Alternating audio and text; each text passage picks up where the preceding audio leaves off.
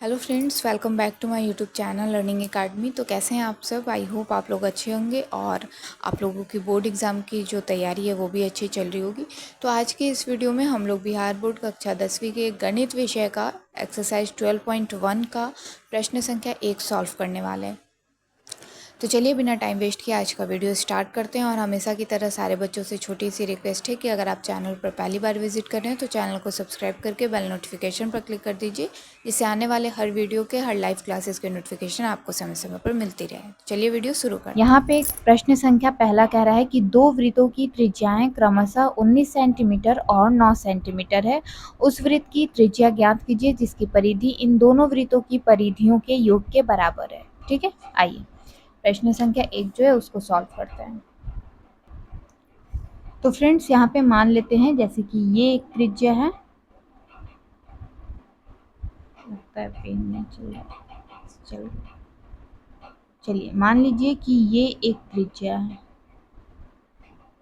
ठीक है, और एक ये त्रिज्या है, सॉरी वृत्त है, सॉरी एक ये वृत्त है, एक ये वृत्त हो गया और एक ये वृत्त हो गया, ठीक है। और हमें तीसरे वृत्त की क्या ज्ञात करना है?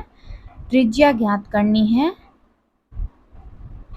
जो इन दोनों वृत्त की परिधियों के योग के बराबर है, ठीक है। तो फ्रेंड्स मान लीजिए दिया हुआ है कि दो वृत्त की त्रिज्याएं जो हैं वो क्रमशः का मतलब मैंने आपको पहले भी बताया है। इस तरह का प्रश्न हमने मतलब बहुत सारे प्रश्न जो है वो सॉल्व कर लिए जिसमें क्रमशः वर्ड यूज हुआ है। तो क्रमशः का मतलब कि वहां पे लाइन से दिया हुआ है, ठीक है। देखिए तो पहले वृत्त की त्रिज्या है 19 सेंटीमीटर और दूसरे वृत्त की त्रिज्या है 9 सेंटीमीटर, ठीक है। तो मान लीजिए पहले हम तीनों वृत्त की त्रिज्याओं का नाम यहाँ पे दे देते हैं, जैसे कि ये हो गया हमारा R1, ये हो गया R2 और ये हो गया R3। R1 है 19 सेंटीमीटर, R2 है 9 सेंटीमीटर और R3 हमें ज्ञात करना है, ठीक है। और तीसरे वृत्त की त्रिज्या ज्ञात करने का कंडीशन ये दिया गया है कि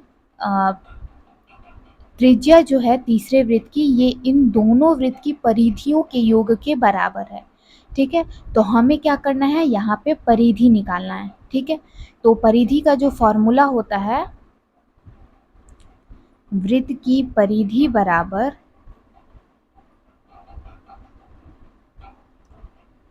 2πr होता है, ठीक है।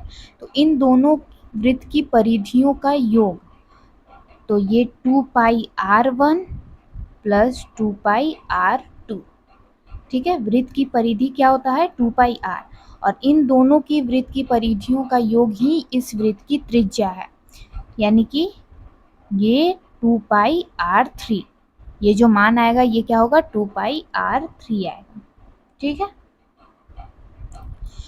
आगे बात समझ में, ये पहला वृत्त का त्रिज्या, ये दूसरे वृत्त का त्रिज्या, ठीक है। और कह रहा है त्रिज्या जो है वो 19 और 9 दिया गया है, ठीक है। 19 और 9 दिया गया है और वृत्त की परिधि का फॉर्मूला क्या होता है 2πr। तो कह रहा है कि तीसरे वृत्त की त्रिज्या जो हमें ज्ञात करनी है वो इन दोनों वृत्त की परिधियों का योग है, ठीक है। तो समझ में आ गया यहाँ तक। अब हम लोग प्रश्न सॉल्व करते हैं। तो लिखेंगे दोनों वृत्त की परिधियों का योग, दोनों वृत्त की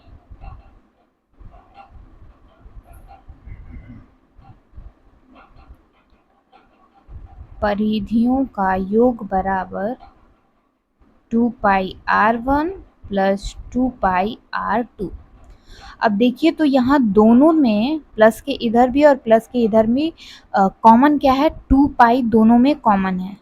तो 2π को कॉमन ले लेते हैं और R1 हमारा क्या है, R1 है 19 और R2 है 9। ये हो गया 2π गुना 19 में 9 जोड़ देंगे तो कितना हो जाएगा 28, और 28 में 2 से गुना करेंगे तो 56 और ये पाई का पाई। अब हमें तीसरे वृत्त की परिधि जो है वो हम लोग यहाँ पे निकालेंगे, ठीक है। तीसरे वृत्त की परिधि निकालेंगे, उसी से हमारा तीसरे वृत्त का त्रिज्या जो है वो निकल जाएगा। देखिए तीसरे वृत्त की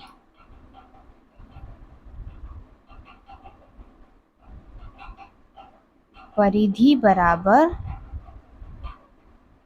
2πr3 बराबर दोनों वृत्त की परिधियों का योग कितना है 56 पाई। ठीक है, तो तीसरे वृत्त की परिधि पहले हम लोग निकाल लेंगे यहाँ से, मतलब तीसरे वृत्त की परिधि का जो फॉर्मूला हुआ ना वो हमने यहाँ पे लिख लिया, और दोनों वृत्त की परिधियों का योग इन दोनों को इक्वल कर लिया, और यहाँ पे हमारा पाई से पाई कट जाएगा।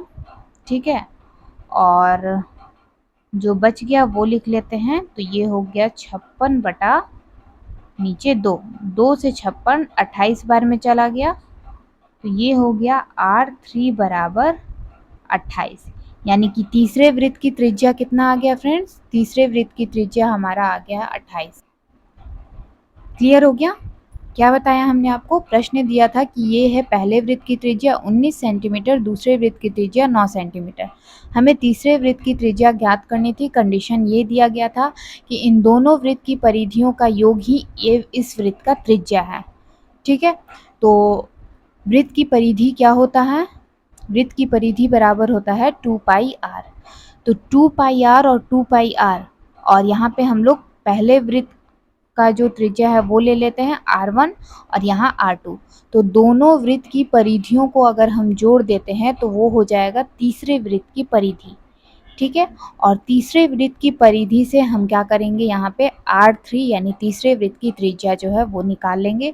तो दोनों वृत्त की परिधियों का योग पहले हमने निकाल लिया, और उसके बाद तीसरे वृत्त की परिधि का जो फॉर्मूला है उससे दोनों वृत्त की परिधियों का जो योग आया था उन दोनों को बराबर कर दिया, तो हमारा R3 निकल गया, यानी तीसरे वृत्त की त्रिज्या जो है वो यहाँ पे निकल गया है। तो यही R3 बराबर हमारा क्या हो जाएगा 28 सेंटीमीटर आंसर। ठीक है फ्रेंड्स। तो फ्रेंड्स आई होप कि आपको आज का ये सवाल समझ में आ गया होगा। अगर आप लोगों को कहीं कोई भी डाउट हो तो आप लोग नीचे कमेंट सेक्शन में कमेंट करके पूछ सकते हैं। और अगर आज का वीडियो पसंद आया हो तो वीडियो को please like share and channel को सब्सक्राइब करना बिल्कुल मत भूलिएगा। मिलती हूँ आपसे नेक्स्ट वीडियो में एक नए प्रश्न के साथ। तब तक के लिए take care, bye bye and thanks for watching.